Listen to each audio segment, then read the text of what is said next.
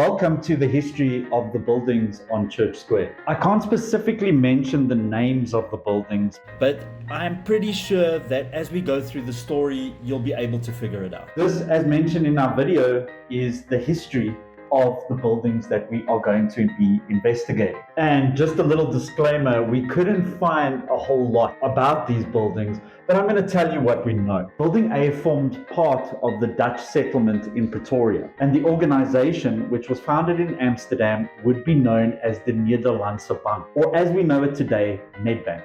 Interestingly, this wouldn't be their first building on Church Square, but would definitely be their masterpiece.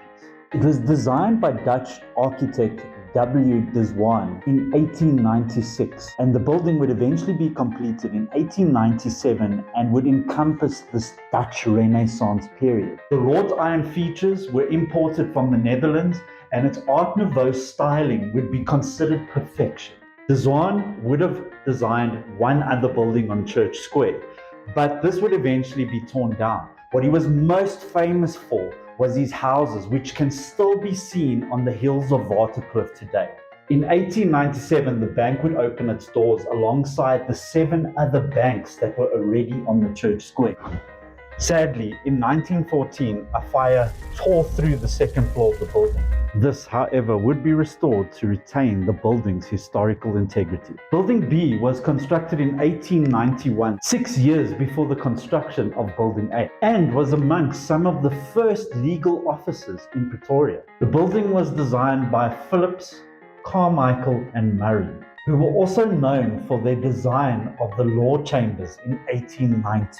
Both buildings over the years have been offices for both government and the university, but in the early 2000s, they were both eventually abandoned. I found it incredibly hard to gather history and information on both of these buildings. There wasn't a whole lot, but hopefully what I've given you is just enough to pique that interest. But if you have any other information or would like to share a story that you have about these buildings, please comment below. But I think it's about time that you get back to the investigation.